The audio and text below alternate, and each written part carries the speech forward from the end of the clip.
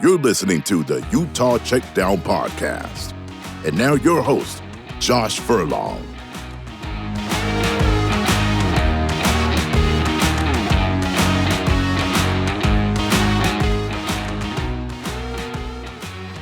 Welcome back to another edition of the Utah Checkdown Podcast. I am Josh Furlong, and as always, I am happy to be back with you again. A little fuller from Big 12 Media Days with the delicious barbecue and all that, but we're back. We're back for another week, and we're getting close. We're getting close to football. So the end of this month, so in about 2 weeks, we're going to be at actual football availability outside of media days, and we'll get an opportunity to see fall camp. Well, we won't see fall camp, but that's not important, right?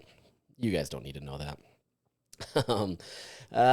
We will get to talk to players. How about that? Is that a better understanding of this? Anyways, football's close. It's something like 47 days till Utah kicks off. So we're in the home stretch. Still have quite a while, but we're getting close. So we're going to just jump into it today. So today we have a little bit of an update on some recruiting news that I think Utah fans will be pretty happy about. And then some changes in college football. That's very brief. And then a recap of my time in Texas for Big 12 Media Days. So we'll hit that. So before we get into that, let me tell you about our partners, Canyon View Credit Union. At Canyon View Credit Union, it's on the house. Close a mortgage and get a free appraisal up to $600.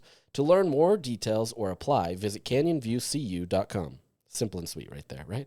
We got it. All right, let's jump into this. So first off, this morning, little side note, Rivals and On3 merged recently, and so they've been kind of merging their databases and kind of putting things together and doing things in a way that kind of consolidate those two outlets. So Rivals obviously has been a long-time recruiting outlet, and On3 is the up-and-comer that's spending like crazy to be able to be kind of the preeminent recruiting service. It's still not there yet. They're making strides, but it's still not there yet. 24/7 Sports just has the most in-depth recruiting services, I guess, and this isn't me trying to prop up 24/7 Sports by any means, but it's just what it is. 24/7 Sports has a lot more local evaluators that can get, some publicity for some of these guys that get, moved up to the national and stuff like that. So, that's what it is. So these two have merged. The reason I'm bringing that up is because as part of their latest adjustments to rankings and everything, and I'm sure we're still going to see some stuff there, really curious to see how they kind of blend this together. But as part of that, Kelvin Obot, Utah's highest rated recruit this year, 4-star offensive tackle, the number one player from Idaho, obviously a great offensive tackle that is expected to, be the heir apparent, so to speak, for Spencer Fano and Caleb Lomu, assuming that they go to the NFL. He gets a jump up to a 5-star, according to Rivals and On3. So a big opportunity for Utah. That's essentially, assuming that everything stays and everything goes on that way, this would be Utah's first 5-star commit. It's not the consensus by any means. He's still a 4-star consensus. 24/7 Sports and ESPN and whatever other ones that they evaluate as part of this still have him as a high 4-star, but there's potential that he could be even bumped up to those 5 stars in those respective services. So really, really great opportunity for Utah to get their first 5-star. It makes sense that it's an offensive lineman. Everybody was looking at Felix Ojo as kind of that guy. By all accounts, it sounds like Kelvin Obot is probably a little bit more mature, and Utah feels like that they've got the right choice. And some of that, is people that are trying to say things based on, not landing Felix Ojo. But if you believe Rivals, Kelvin Obot is actually ranked higher than Felix Ojo now. He is the number 7th rated player overall. This is not in their consensus. This is their actual ratings. And he's the number 2 player at his position. The number 1 player in the country is an offensive tackle. So he's missing out on that. But the fact that you have him as the number 7 overall player in the country shows kind of his talent. And Utah's really excited to be able to have him. So if, everything stays and everything goes well, that obviously bodes well for Utah. Like I said, He's a 4-star consensus in all these recruiting ratings, the 24/7 Sports Composite, the Rivals, composite, whatever you want to call these. He's still that. But I wouldn't at all be surprised, assuming that he has a solid season, that he gets a bump up, or he's flirting with a 5th star on some of these other services. Either way, he is a 5-star according to one service, and that is Utah's first. So Utah gets its first 5-star, and goes well for them. Speaking of another player that could potentially get bumped up to a 5-star, and that's Celesi Moa, the number 1 recruit out of the state of Utah. He's the athlete that can play on both sides of the ball. Obviously is being recruited as a wide receiver, but can be played on the other side of the ball as well. And Utah has definitely expressed interest there. Everything is leading to Celesi Moa committing to Utah. All of the, whether it's crystal balls or their projections or whatever that may be from these different recruiting services, they've all got Moa coming to Utah. Everybody that I've talked to says that this is the consensus as well. That's not to say things can't change last minute, but there's belief that Moa is committing to Utah. Now there is some concern from some people in the sense that originally he was expected to commit on July 5th, decided to push it back till July 9th, but during the July 9th, that was last week, he was essentially away at a church camp, church function, whatever it is, for the entire week, and so that delayed his commitment. So it's still TBD on when/if he commits to Utah, but right now it still is trending in that direction. That would obviously be a big opportunity for Utah again to be able to get the number 1 kid from the state of Utah. Utah has really grown in their recruiting in college football over the years, and is being seen as one of the better states out west, right? You obviously have California that's going to be the top, but Utah, according to some of these reports out there, is pushing Arizona, and some of these others that have been a little bit more competitive. So that bodes well for Utah to be able to have another player that would be highly ranked. Like I said, he's according to Rivals on 3, he's actually rated the 46th player overall. And like I said, would be a potential 5-star athlete. It doesn't really matter if he's there or not. I think Utah feels like they get a lot out of him and are excited for what he could be. So maybe by the time you're listening to this podcast, maybe he has committed, maybe not.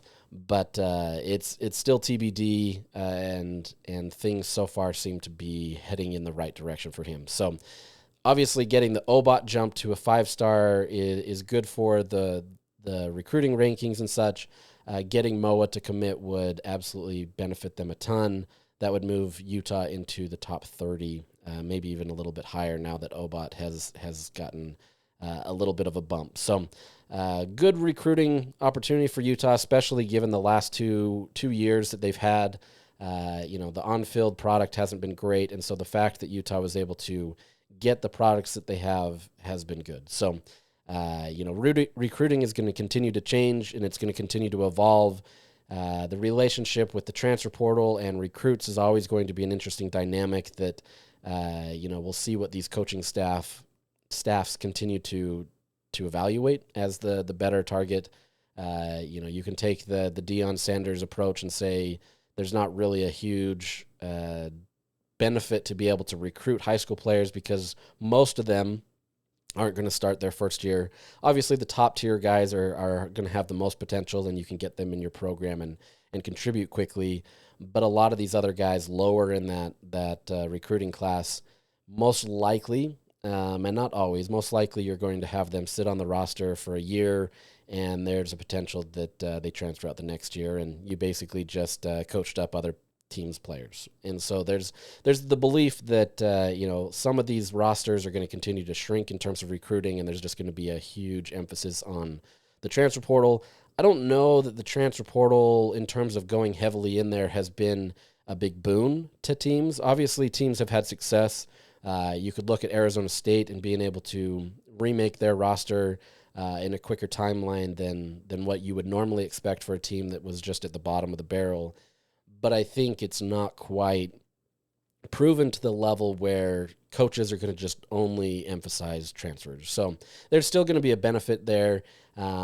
and like I said, the benefit of having some of these top tier players is you expect them to contribute early. So obviously Obot, we talked about Celesi Moa. If he commits to Utah, would obviously be a big piece that Utah would hit or want to hit initially. You've got the Pula twins that Utah feels really good about contributing early, and other players. So there's that. Just an interesting side note before we get to Big 12 Media Day recap is over the weekend, there was a lot of posturing, positioning related to NIL and kind of how teams are expected to go. So if you may remember, the NIL Go is essentially the College Sports Commission's enforcement arm of the NIL era now under this House settlement. So essentially, this NIL Go committee will evaluate the NIL deals, sponsored or not sponsored, but handled by Deloitte, and they're going to look to see if it is a true value or essentially what it's supposed to be, right? This is true NIL, and it's not just pay for play. Well, as part of this, there was a memo that was sent out that essentially really took a shot at collectives. It made it so that collectives, outside of maybe a very few instances, were basically marked as not having the NIL weight that it needs to, right? And so most of these collective deals were being denied. And the language that was written was essentially that these collectives aren't going to be seen as a viable NIL revenue stream, right? Which clearly frustrates a lot of these schools who have been operating with collectives, and it's a frustrating situation all around because things keep changing, right? But there's lawsuits filed. There's a lot of different things going on to that. So as it stands right now, Deloitte is going to be rejecting a lot of these collective deals, which will be interesting for schools like Texas Tech, who are just loading up a ton of their resources to these players. It was funny at Media Days, their billionaire that's financing basically all of this was taking interviews with the media and talking about everything. So it's pretty unabashed trying to go out there and buy players, but there's a real possibility that some of these things change. So on one hand, it allows for more consistency in true NIL, but on the other hand, this is going to get fought in the courts, and once again, it's probably going to be seen as a restriction of fair trade or fair wages. I'm curious to see how this battle will go, but as it stands, collectives are kind of in a pinch. So that could hurt a lot of teams out there who are relying heavily on collective funds. But it is what it is. This is the ongoing nature. I say college football. The last few years is like building a plane as you're flying it, and they're trying to piece it together and hoping not to crash. I'd say there's been some close calls, but they're trying to build this plane as they're flying it, and it's not going as well. So we'll see what happens. I don't want to get hung up on that a lot, but I know there's I hear this a lot from fans that they're really frustrated with the NIL side of it, right? And maybe it's just an easy punching bag because, some don't understand it. Some just hear it, and it's this catch-all buzzword that is just like, oh, yeah, NIL is a terrible thing, right? By and large, I actually think it's a good thing, but I think you have to have some handles on it. And so I think, people are going to be paying attention to this, but there's just so much negative publicity around it that it's hard to actually get to the true point of it. So we'll see. We'll see what happens. As it stands, football is coming back in about, 45, 50 days. We actually get week 0, so what is that, 40 days or so. We're close. So that'll be on everybody's minds, and then we'll get back into the transfer portal, NIL, and all that kind of drama later. So let's jump into Big 12 Media Days. And before we get to that, I have to address the Texas barbecue scene. And look, this isn't original. This isn't something that you're coming to my podcast and being like, you know what? I didn't know about this. The Texas barbecue is obviously great. This year I've been to Kansas City and I've been to Texas, and I'm willing to say that Texas has the upper hand.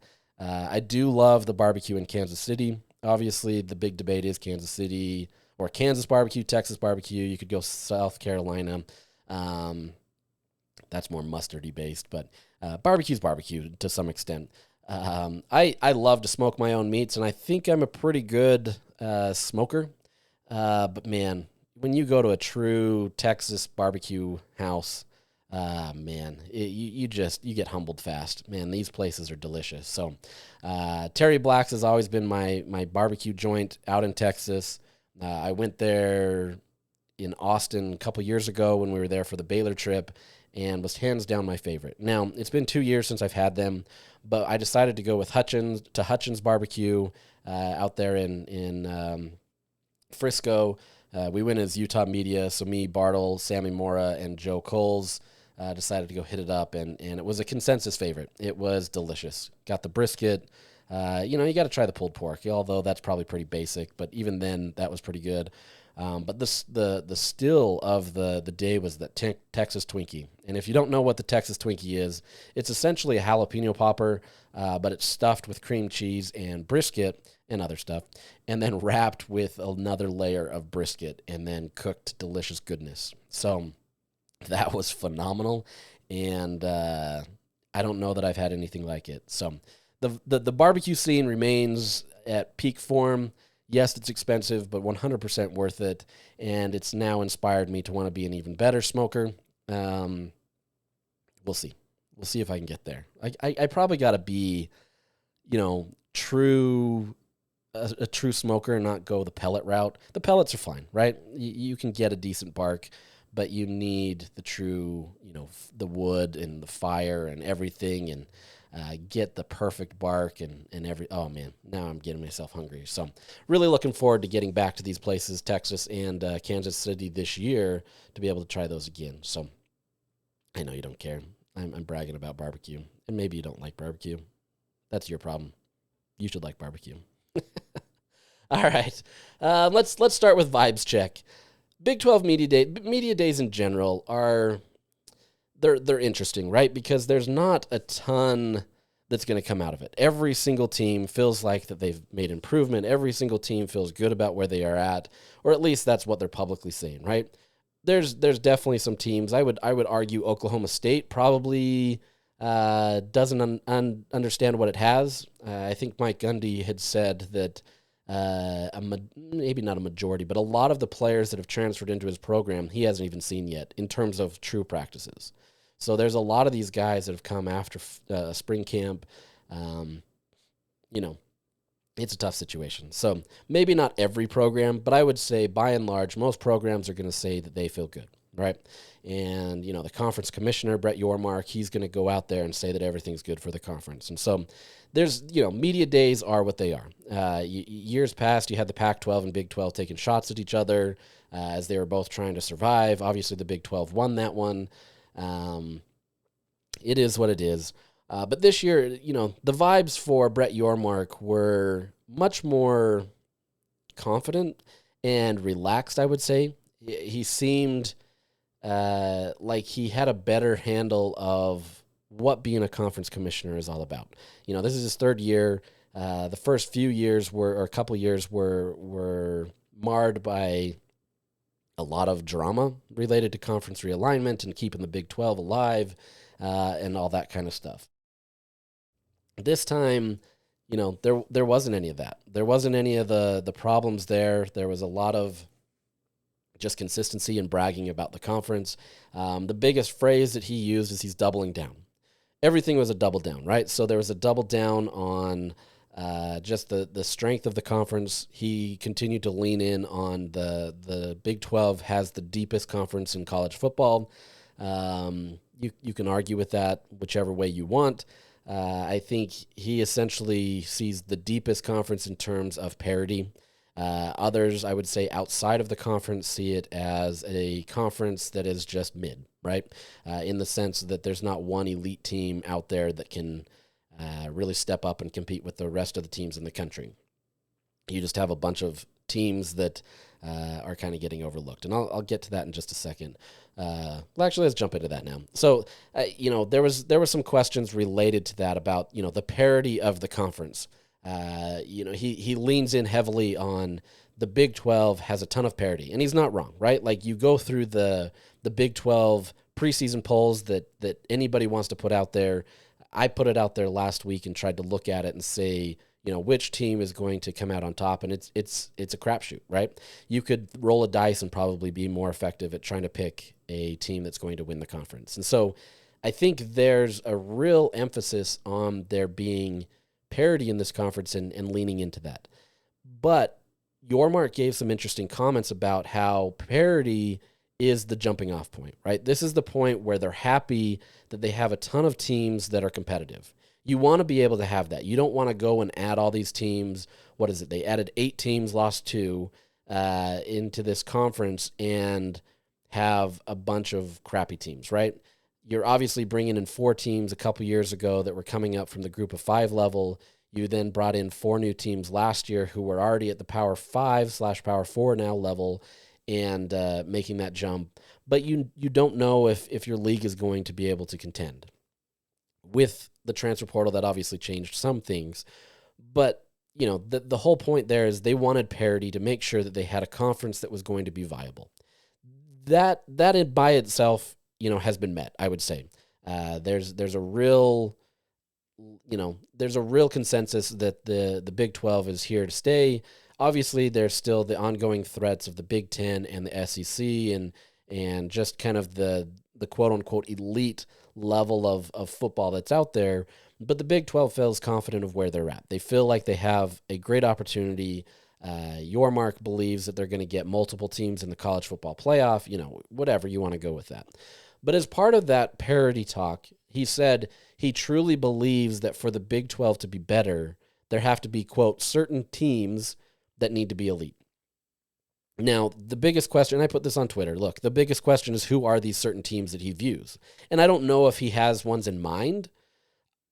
It may just very much so be, the cream will rise to the top type situation where as long as there's some teams that get out there, those are those certain teams. But I wouldn't be surprised if there's some teams out there that he is viewing as kind of the ones he wants to be elite. Now, I don't know if you gave him a truth serum if he would tell you that, but he kind of tipped his hand a little bit in the sense that he said these are some of the teams that have had the most consistency over the years or have been at the top of the conversation. Now, whether Utah is that team, one of those teams remains to be seen, right? Utah came in expected to be the top of the Big 12 last year. Obviously, things went to crap. Nothing worked out. And Utah comes in with a bit of an edge now this second year trying to show what they're all about. And so obviously Utah has been, out of all the teams in the conference, has been one of the teams that has been the most consistently good over the last decade. Obviously you had 4 trips to the Pac-12 championship. It clearly showed that this team was good enough to be able to be a championship contending team, regardless of your opinion on the strength of the Pac-12. But then Utah won back-to-back, right? So 4 out of the last 5 years at that time, they were in the conference championship. And so, I'd have to imagine that Utah is in that conversation if you're talking to Yormark and if he was willing to give that. Now, I don't know if he cares that Utah is elite, but I do think that there is the desire to be able to have teams that are elite, right? You need the Oklahomas, you need the Texas to be able to come in there and be able to change the conversation about the Big 12. For the Big 12 to remain a viable product, whether it's Utah or not, it has to be some teams, 2, 3 teams that kind of establish themselves and take themselves up as a step notch, right? You've got to be able to be on par with a lot of the teams in the country and viewed that way. Now, you could argue that there were some teams last year, whether that be BYU, Kansas State, Iowa State, Colorado for a stretch, that was getting a lot of publicity in the AP Top 25 or college football playoff rankings. They were getting in that conversation. The problem is there wasn't a lot of staying power, right? Some of these aren't always in there. Some of these teams are, hit or miss. What the conversation would be in 5 years, I would assume, is that you want teams that are consistently ranking in the top 25 and being competitive, right? And then being able to just stay there, have that staying power, win bowl games, that kind of stuff. And that's tricky, right? Like it's not an easy situation to be able to have that. But you do need that as a conference to be able to say, okay, like you're a viable conference. You can tout parity and you can tout all that, but like I said, the ongoing conversations that's going to happen is that this is a conference that can't figure itself out, right? Obviously, there's a lot of people that are excited about it. They love the parity. They love being able to tout that it's anybody's game in the Big 12. But at the end of the day, especially from a national media perspective, they're going to focus on the teams that are going to be elite. And you're already facing an uphill battle by facing the Big Ten and the SEC. And so if you don't have a team that is in that conversation year in and year out, it's going to be a challenge. Now, there's definitely some teams positioned to be there, right? Texas Tech is spending more money than they can ever think of to be able to try to be one of those teams. It has to work on the field, and it hasn't yet, but we'll see. Kansas State, Iowa State, BYU, I'm missing some, Baylor. Some of these teams have been in that conversation. BYU's a little bit more new compared to kind of some of those other teams, but some of these teams have been in the conversation for being ranked consistently, that kind of stuff. And so you need to continue that, but you need to start separating. You need to start seeing yourself as that. Part of the problems that the Pac-12 had years ago was some of that parity, right? That the bottom of the league just wasn't good, but at the same time, the top of the league just wasn't as elite as some of the others, right? And so that was a knock against the Pac-12. Pac-12 had other issues in the sense that they didn't market themselves well. They didn't do things to position themselves well.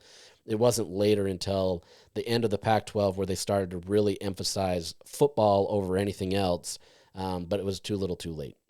Among many other things, and that's not it. But I think, as long as your mark emphasizes football as the staying power and then pushes to be able to get these elite teams, that's going to help the Big 12 more than probably anything. You got to win on the playoffs. You've got to do these things. And yes, Arizona State was close, but once again was viewed as kind of this conversation about not deserving maybe the spot, a number 4 spot, and all that kind of stuff. So as part of that, Yormark talked about not having a preseason poll, and whether your feelings of the preseason poll are good or bad, I don't really care. It's just simply a look at kind of how people view your team going into the season. Yormark said that he felt like it hurt Arizona State. That's the team that he pointed out. You could argue that it hurt BYU. You could argue that it hurt some other programs. These were 2 teams that were picked at the bottom, and they obviously rose to the top. Arizona State being the top of that, where they won the conference. Look, I don't know that a preseason poll can hurt anybody. When he said it, I was kind of like, really? Like, that doesn't make any sense. The longer it went on, and there was some further questions that kind of got to the heart of it, and even then, it's still of a stretch. But the conversation is, does it hurt the conversation as it relates to how the selection committee will rank Big 12 teams? Part of that problem of being a conference full of parity is that you're going to have a lot of those teams from the bottom that can come up top, right? Arizona State. The conversation there was, did Arizona State get hurt because they were viewed as the weakest team in the conference, and by default was never going to be one of the better teams in the college football playoff, regardless of winning the conference, right? It was just more of a crapshoot in a lot of people's eyes. There's an argument there, right? There's an argument there that people can say, okay, they're really not that good. We're just going to throw them in. They have to be there because of the auto bid type stuff, and it hurts them in the perceptions of the public's eyes. I don't know that it's that huge, right? Like, at the end of the day, if we truly believe that selection committee is doing their job, and you can disagree or agree on what they're doing, they have to look at what's on the field. But there's still that conversation there that this team was picked at the bottom and they came to the top, which clearly means that the Big 12 wasn't good enough. So I can get to the point where Yormark says that, right? Like, after these conversations about it, I can get there. BYU was absolutely hurt too, right? There's a lot of people that believe that they should have been in the playoff. They should have got a second bid, the Big 12, meaning, and they should have been in there. I don't believe that BYU missed out on the playoff because the selection committee was overlooking them. I just think there was a lot of other teams that were viewed as a little bit stronger. They were on the fringe, don't get me wrong. And they may or may not have done well in the playoff. It's hard to know, and it's hard to rewrite history. But I think the conversation there is, does this hurt having a preseason poll? I don't know. We'll see. But I don't, I think it's probably more just giving the committee more fodder against it. So I think that's the situation. I don't want to spend a ton of time on that, but it's an interesting situation nonetheless. Lastly, as part of the Your Mark conversation, just another doubling down of the desire for a 5+11 model in the college football playoff expansion. The Big 12 is going heavy on that. They were the ones that promoted this and introduced it with the ACC. They believe that this is the best way, to quote unquote, win it on the field. And there's not, a wrong situation there, but there is going to be a way that this can hurt the Big 12, right? You're guaranteed one spot with that automatic bid, the winner of the conference, but there's no guarantee that any of your teams will be in the other 11 spots, especially with the strength of the Big 10 and the SEC, the perceptions that are there. That's always going to be there, right? Your Mark even admitted that it may not even be the best now or long term, but it's better than the alternative of just setting teams automatically in there and pushing it forward, right? They want to be able to have a system that is, embracing the college atmosphere where you can win it on the field. And you may not be the best compared to some of these others, but if you're winning on the field, that should matter. So curious to see how this goes. SEC and Big Ten media days. SEC's happening this week, and then Big Ten next week. There's going to be a huge emphasis on this conversation. It's a distraction in some respects, right? Like, it is what it is. Regardless, the Big 12 always is going to have an uphill battle on trying to secure as many bids to the Big 12 or to the playoffs. Now, they have to do it on the field. Regardless, they still have to do it on the field. So, we'll see what happens, but I don't want to bog us down anymore on that because we're going a little long already on that. One of the more interesting things as part of Media Day was the BYU drama, and we'll start with Jake Retzlaff. Obviously, there was going to be conversations around Retzlaff and kind of what's happening there. I don't know that anybody got a clear picture of it from Kalani Sitake or the players.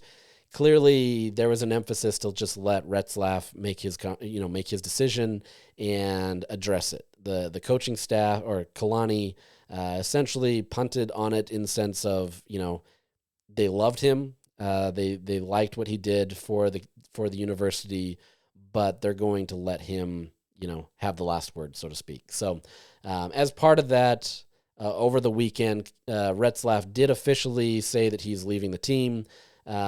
He's going to look to enroll as a walk-on somewhere.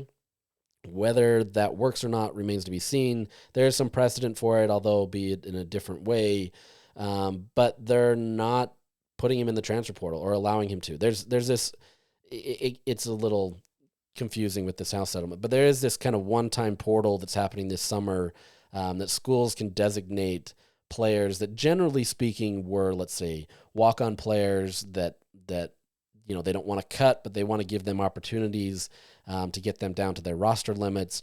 And these teams can designate, it's not by the player's choice, but the teams can designate who they want to be allowed to do that. And if players want to do that, then they can get picked up somewhere else. Like I said, most of these guys are walk-ons. BYU did not designate Jake Retzlaff as such a player. Part of his problems were he walked in spring to graduate, but still had one class left, was expecting to finish that, but had the issues, his legal issues, and faces the suspension for the honor code issues. And quite honestly, BYU is not going to release that when you're still under, I don't even know what, it's not a probation, but I guess a suspension or what, I don't know what you'd call that necessarily. So essentially they wouldn't allow him to go into the transfer portal, and now he's got to find a way to get to another team. So he's essentially leaving the team and hoping that he can be picked up somewhere else as a walk-on. The legalities of that still remain TBD, but it's his best shot at this point, outside of waiting another year. But I don't know that that's really possible either. So there was that, and then there was some interesting Keanu Tanavasa drama. Obviously, this is the defensive tackle that played at Utah, was a starter for Utah. There's a lot of drama over his departure to BYU, partially because there was a lot of speculation on how much money he was taking, slash, his religious desire to be able to go to another program. All of these kind of get confused about a player that, he didn't help himself in the sense that, he added to the drama by going out and talking about all these things. But there was a tweet trying to recap his conversation with ESPN 700 during media days that essentially said that he was the one that worked the hardest at Utah. Now, look, I saw the tweet. I generally don't just retweet this kind of stuff because I want to see it before I do it, but I fell victim to it as I was in the middle of Big 12 media days and kind of just gave the eyebrow emoji, just kind of like, wow, that's quite the quote. I went back and listened to it, and it clearly was not what he said to the fullest extent of that. He had said that he gave as much as he possibly could, as more than a lot of players in that program, and so he was trying to emphasize his love of Utah and his commitment to the program. Now, I got a chance to talk with him a little bit later in the full media portion, as well as just kind of an off the side, the two of us talking about things. And, he clarified his comments. He understands that he doesn't always put himself out there in the best way. And there's going to be things that he says that get confused. It's a tough situation. Quite honestly, I've learned you just sometimes just have to ignore it, right? Like, people are going to form opinions of you. Look, I get people that form opinions of me all the time, and you just kind of have to ignore it. Regardless of how frustrating it can make sometimes, you just kind of have to live with it. That hasn't always been the case here. So it's interesting.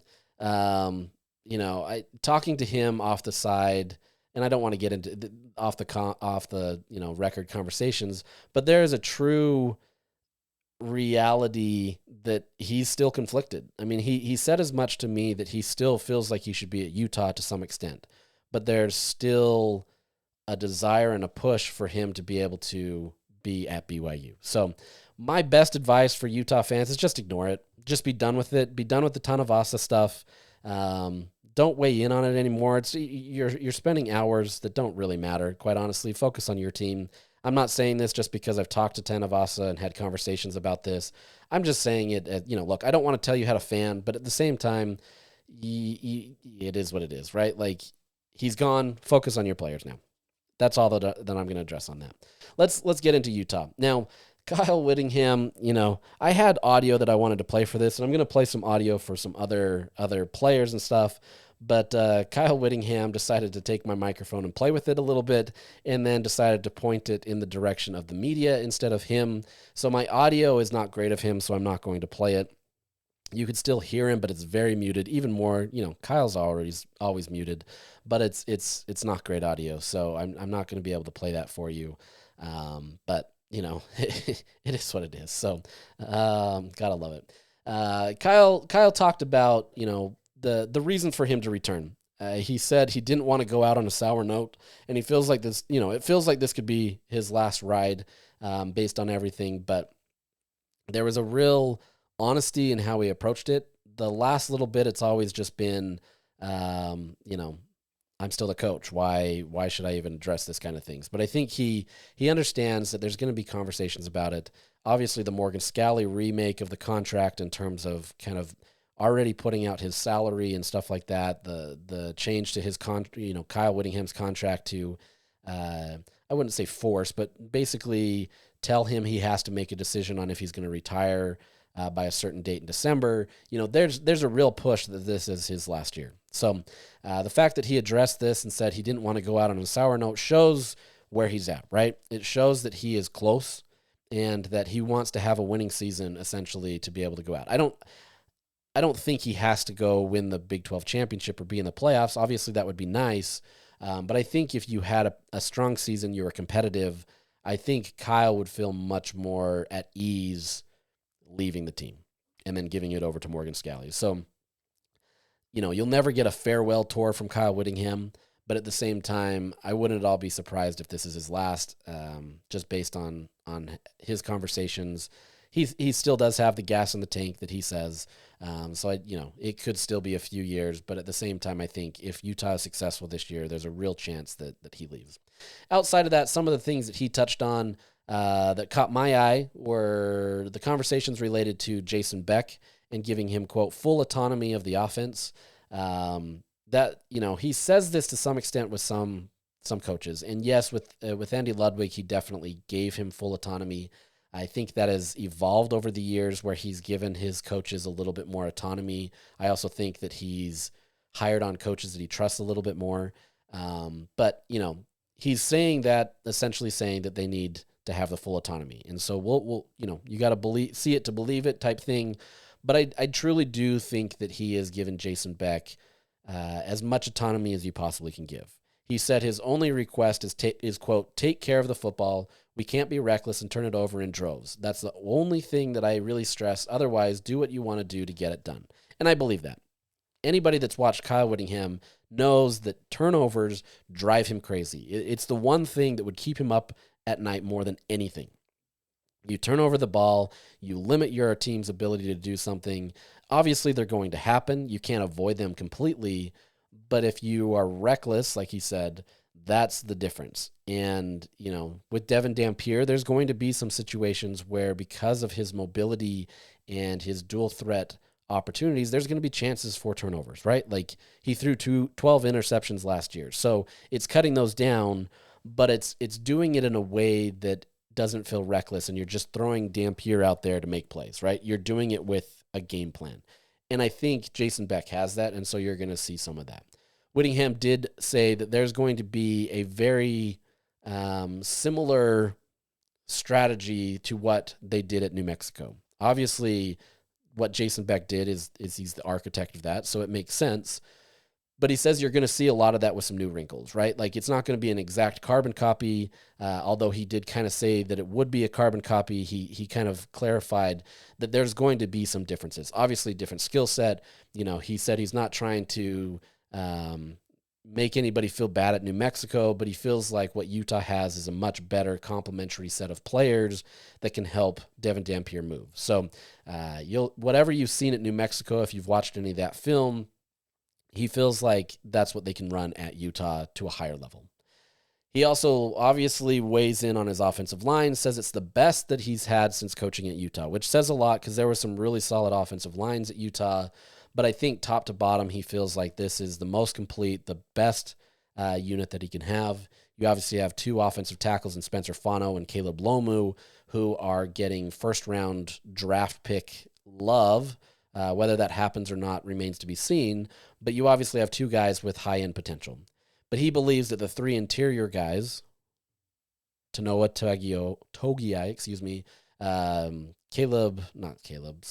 Kump, and Michael Mokofisi, he believes that those three also have potential to be drafted. Not nearly as high, but he believes that the three interior linemen have potential to be drafted as well. So there's a real possibility, he believes, that the five starters can all be drafted next year, which would be pretty remarkable for Utah. It just also shows, how difficult the next year is going to be without those guys if they all decide to leave. And those three interior linemen, I believe, have to leave based on eligibility. The two outside, Spencer and Caleb, they could come back another year. With that offensive line, obviously that's the engine that makes it run. Kyle believes that there's anything that you can do with that offensive line for good reason. But part of that is that it's going to make a better run game. And he believes that Wayshawn Parker can be the guy.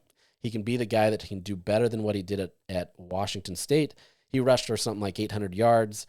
He believes that he can do better than that with this offensive line. So, there hasn't been a lot of talk about Wayshawn Parker compared to some of these other guys, but there's a true belief that he can be that guy. Outside of, Devin Dampier doing whatever he does, and he spoke glowingly of him. He said that, whatever you saw in spring, it's going to really dazzle people essentially in the fall. They really believe that they've got a still in Dampier. He's the leader of leaders. He's the guy that they're excited about. But beyond that, you have to have a QB2, right? And, I've said this in years past that I think Utah's done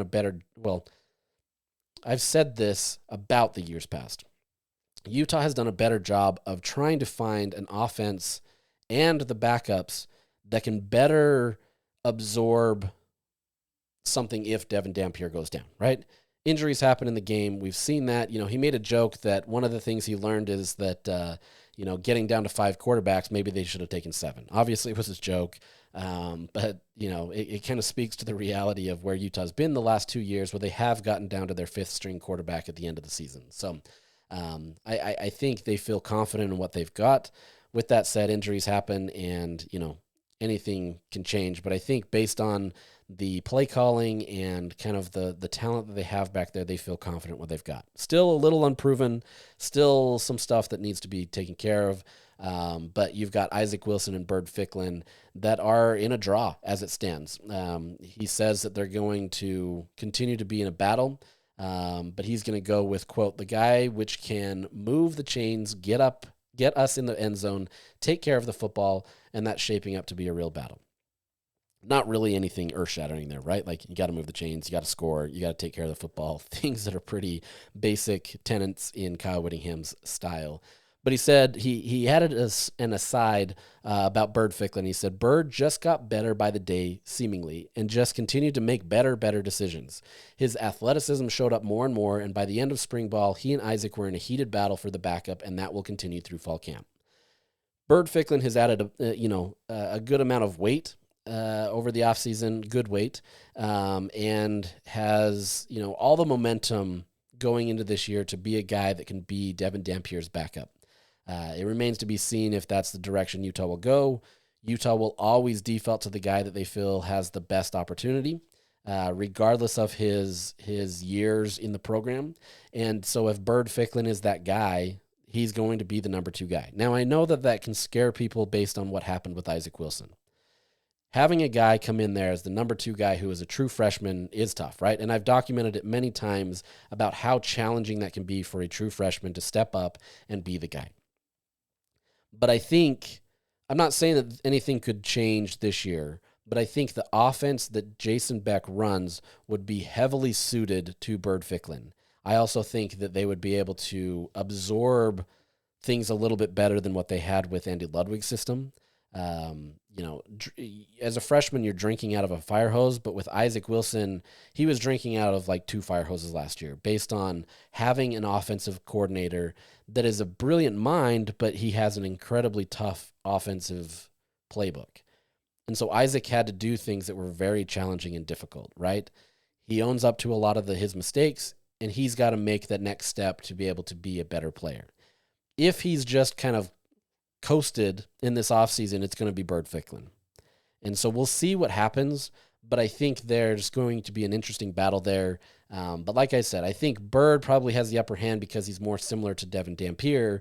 But either one of these players, I think there's some trust that they can be better situated going into this season than what Utah's had the last couple years. Outside of that, Kyle Whittingham talked about Lander Barton and Smith Snowden potentially playing on offense. These guys have had their hands in the offense periodically. They've never actually played a snap in real games. But I know last year there was a real emphasis to try to get Lander a little bit more on the offensive side of the ball. That was assuming that obviously Cam Rising was going and everything was good. But these are 2 guys that are just athletes, right? They're guys that can do things. I think Kyle saw what Travis Hunter could do with dual threat players. Obviously, he had his own in Sione Vaki. But I think now that it's becoming more in vogue recently, there is a desire to just get athletes to play, right, wherever they can. Now, look, those are 2 guys that on the defensive side of the ball are veteran guys that you absolutely need. So I don't think they're going to be risky in what they do on the offensive side of the ball, but there is a chance that you do see either one of these guys or both of these guys taking snaps on the offensive side of the ball. So really curious to see what happens there. Some will say, oh, this is cause for concern that Utah doesn't feel confident in what it has on the offensive side of the ball. I disagree. I don't think that has any indication of what's going on here. I think it's just playing to the athletes that you have, right? Obviously, Sione Vaki was used because Utah needed more ability on that side of the ball, But I think even if Utah had been in full form and strength, Sione Vaki would have been a viable weapon that they would have had, right? Like, you saw what he did. Why wouldn't you use him? And so I think you're kind of getting to that point with Lander Barton and Smith Snowden. Snowden obviously takes kickoff returns and stuff, and so there's potential that you've seen that, but we'll kind of see what happens there. Lastly, that I'll touch on from Kyle Whittingham, he says the biggest issue in college football, and that's, quote, "We've got to have somewhat of a level playing field. Bottom line, they're professionals. They get paid like professionals, and we've got to get a handle on that. We can't have X amount of schools spending $50 million on rosters and the rest of us $12 million.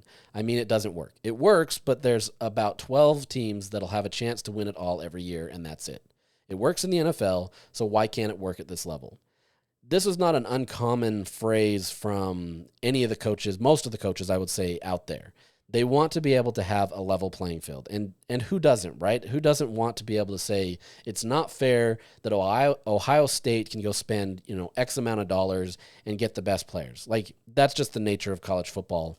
But I think what they want to do, especially if this is turning into a more of a professionalized model, they want to be able to have some level playing field that allows any team to be able to compete, right? In the NFL, you know that a majority of those teams out there can compete. Are all of them true competitors for a Super Bowl? No. But a majority of them actually have a chance, right?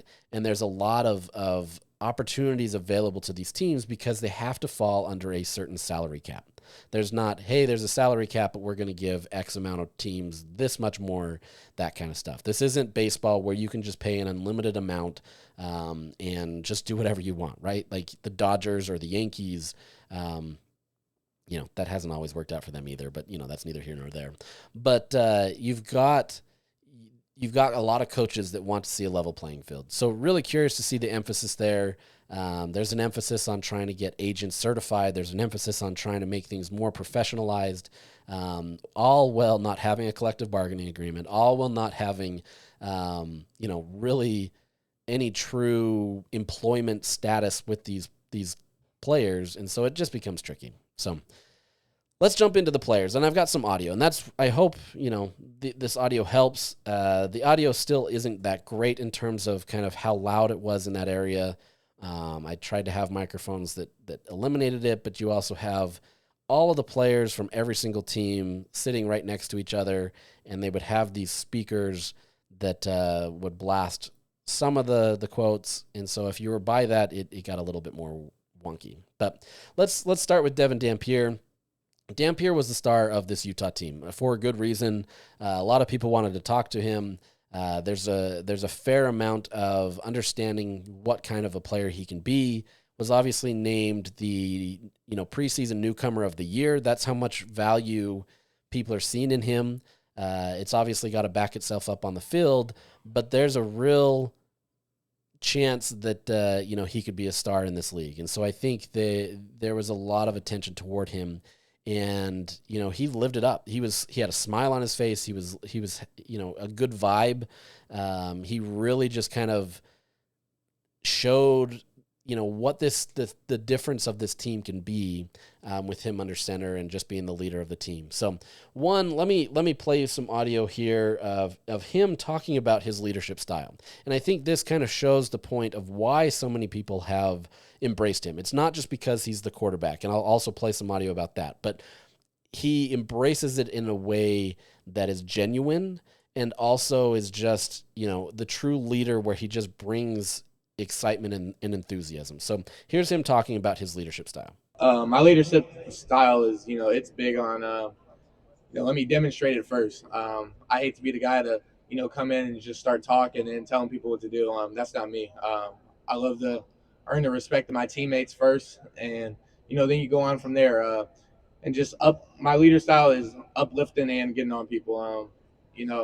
Critiquing people, that's big. Obviously, you want problems to be solved, but don't ever just skip past when your teammates are doing great things. Allow them to know that they're doing great things, and they're going to keep taking strides. And I really believe that that's how he approaches it. From the spring periods that we were able to watch to how he interacts with the players on both sides of the ball, he really is a guy that just is your best friend, right? And it sounds crazy that would be such a big factor in today's football, but that's the reality of the difference with what Utah has right now.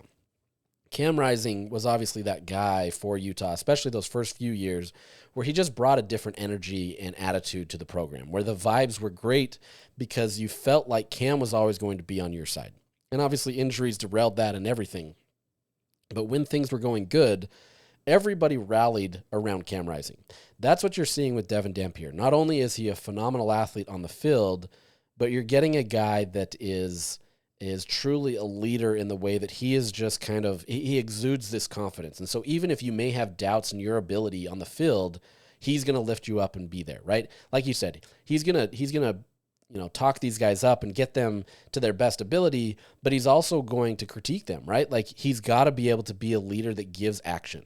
You can't just tell everybody that they're great, because then nobody gets better. And so I think you're getting a great balance of a guy who comes in there that works hard. He shows it first. He's not trying to say, hey, I'm the quarterback, so I'm the leader. He's coming in there and showing, hey, I'm going to work hard, but also, hey, let's work on this, and you're a great guy, that kind of stuff. And I think that bodes really well for everybody. Everybody that talks about him gets a huge smile on their face.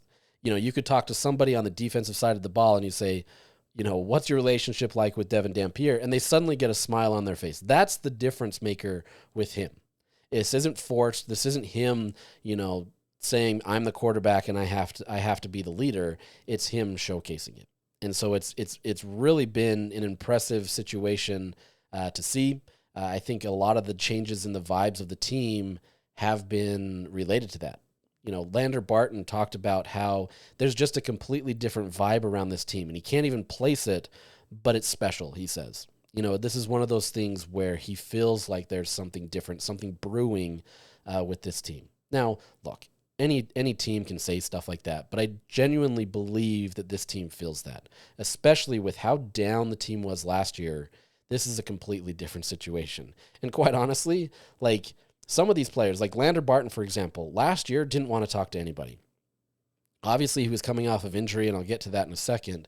But in the season, it was such a trying season that trying to talk to the media just was a chore, right? And at Big 12 Media Days, he was completely different. He was open, he was excited, he was laughing, he was having fun with everybody. I even joked with him after because, in years past, he hasn't really wanted to talk to media as much.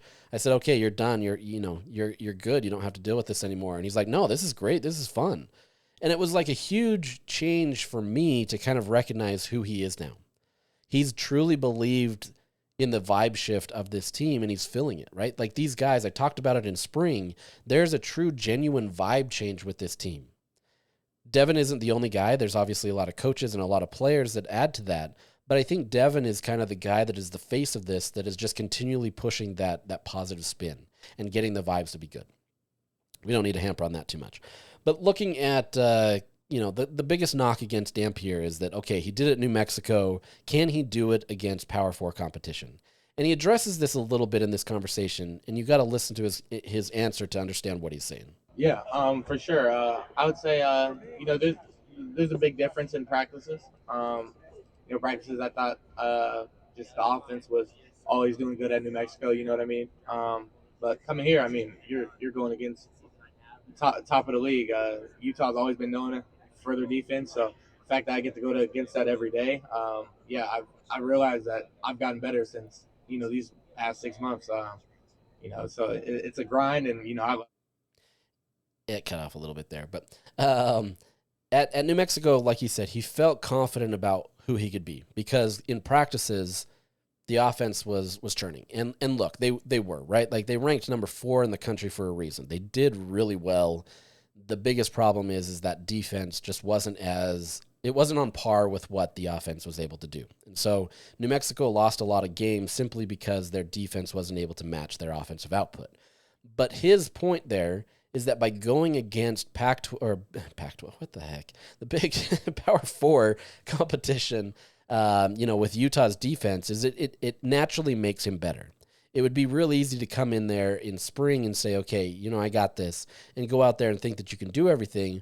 But there's a little humility there, right? Where this defense can show him, like, you're not there. right? Like, we've got to lift you up. And that's not to say that Dampier wasn't at a high level. He obviously competed against some P4 competition last year against Auburn. There's some film out there you can go watch about him scrambling and shaking and doing everything.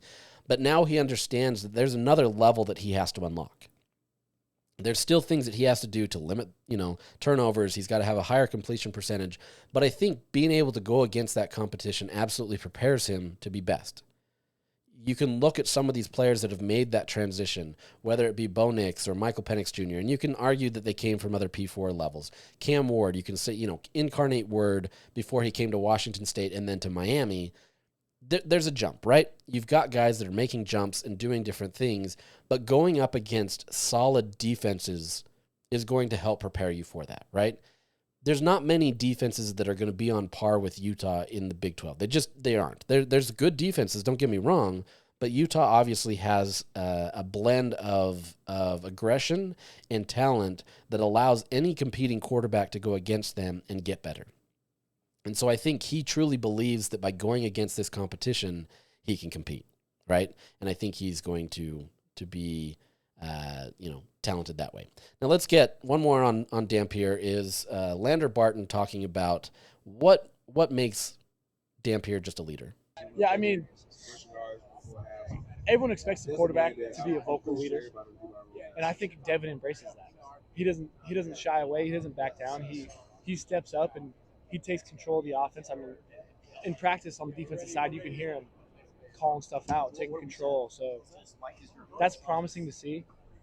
And he's got a little stuff to him. Like, he'll talk some crap, and we like that. I mean, some fire is never bad. So, I mean, he just has embraced the entire role. And he has. He's embraced it. He's talking trash to the defensive side of the ball and trying to back it up, but he's just being a guy that many have said has, quote, the it factor, right? And you can say whatever that is, but I think there's great opportunities there in what he has. So, don't want to tout Devin Dampier too much until he shows it on the field, but I think there's a real belief that, they've got a good one on their hands. They can do what they need to, and he's going to be a big focal point of that. Now, with that, there's been one conversation about the offensive side of the ball where the wide receivers may be the weakest link, right? And we don't know that yet. They brought in a lot of people from the transfer portal and have some guys hold over, but I don't know that Devin necessarily feels that. And here's his conversation about his connection with the wide receivers.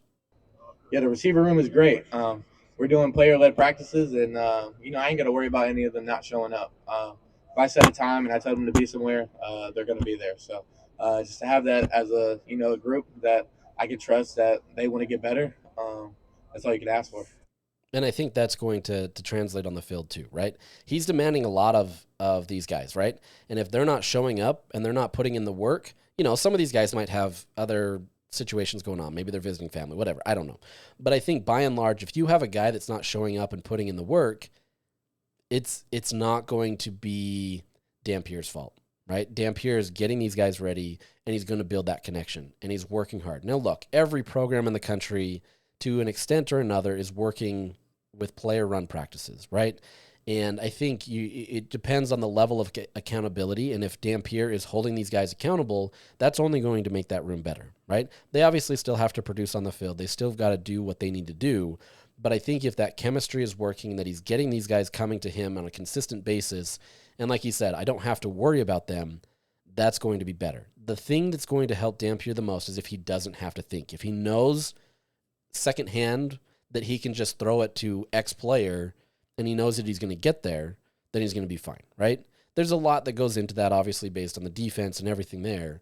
But if he feels confident in that, I think you're going to see some big things. So really curious to see how that translates in the fall. Once fall practices go, are we going to be talking about the wide receivers making a jump, or is there going to be conversations that Kyle Whittingham tells us about, they still need to separate or whatever it may be? Regardless, though, it seems like Dampier is trying to get the best out of them possible and build that connection. Now, a few more things before I end. I don't want to go too long on this, but Spencer Fano obviously is getting a ton of attention. He's the guy that everybody's looking to as the star of Utah where he could potentially be a top, pick in the NFL draft next year. Many have him as a consensus top 10 pick. He could be lower than that, whatever it is. Even if you're a first-round pick, doesn't really matter. But there's a lot of movement towards having him as a top pick next year. And so there's a lot of pressure, so to speak, on him to be able to deliver this year. But talking about the pressure, Spencer, he seems to be confident while also recognizing it, but not letting it kind of dictate who he is. I don't get the sense from him that he's so worried about the pressure. I think he just does what he does. And so you get that in his answer, which is right here. I feel like there is a little pressure there, but I feel like it's not that much. It's just I know what I have to do, and I feel like there's not a lot of pressure just because I know this is the situation that I've always wanted to be in. So if I've prayed to be in this chair, to be in this moment, why would I stress about it? Which I think is such a mature response from Fano, right? Like, if this is where I want to be, if I feel like I can be an NFL caliber player and be at the top of my game, why would I have pressure? Why would I stress about it, right? He takes a lot of pride in his craft. He works really hard. I think it really frustrated him the very first game last year where he allowed a sack. Didn't allow one after that, by the way. But he takes pride in that, and he wants to be able to be the guy that can live up to those expectations. So yes, there's going to be a ton of pressure or opportunities available to him, but he's seeing that as just living up to his potential, which I really, really liked. Lastly, I'm just going to end on this Smith Snowden conversation. So Smith Snowden, talked a lot about his reason to stay at Utah. As you may remember, there was a lot of conversations in both transfer portal periods in the December one and then right after fall camp or spring camp, that he was going to transfer, and there was going to be some conversations about getting a lot of money or just being able to be wherever. He didn't back down from people or from saying that people approached him, that they had agents or some other people reaching out to him. But at the same time, he also gave an answer as to why he decided to stay at Utah. I think the ultimate thing that led me to stay was just the brotherhood that I had made here in the relationships. It's really been the biggest part of since I've been to Utah, man. Just building relationships with obviously Lander, these guys right here, and just everyone on the team, man. It's a really family-orientated program, and that's something that Coach Witt and Coach Scally and now Coach Beck have really continued to enforce on us. Just don't get confused. Don't be selfish. Know that you have a team, and teams win championships, not players, right? So that's another great mature answer from another player on Utah, right? It's all about the team. It's not about you. Now, look, these guys have to think about themselves, right? Like, they have to think of what's the best opportunity available to them. I wouldn't be surprised if Utah didn't have the roster that it did now if he wouldn't have thought twice, right? He wants to go make the best ability, or he wants to go to a place that can be the best for him, right? And so obviously Utah has done really well at sending defensive backs to the league, but if this year was expected to be a down year, do you want to be on a team like that? I don't know. And so I think it's like he said, don't be selfish. Look at what you've got. Could he go chase money? Yeah, absolutely. I'm fairly confident that he could have been paid higher elsewhere. He is handsomely paid, but at the same time, there's a chance that he could have been paid a larger dollar amount at maybe still even a contender. But I think his point there is don't be selfish, right? That's not a knock on any player that does enter the transfer portal for any other reason. That was just his reason, right?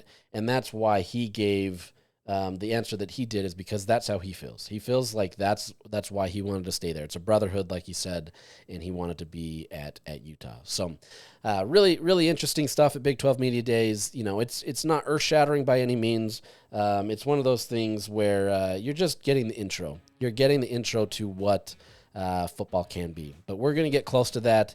And, in these next couple weeks, we'll talk about the offense and defense, kind of what to look ahead at, and kind of get you into the storylines coming into fall camp. And then we're well on our way to talking football. So I appreciate you for listening. Hopefully you learned something from this and you got to see the insights of the team, based on Big 12 Media Days.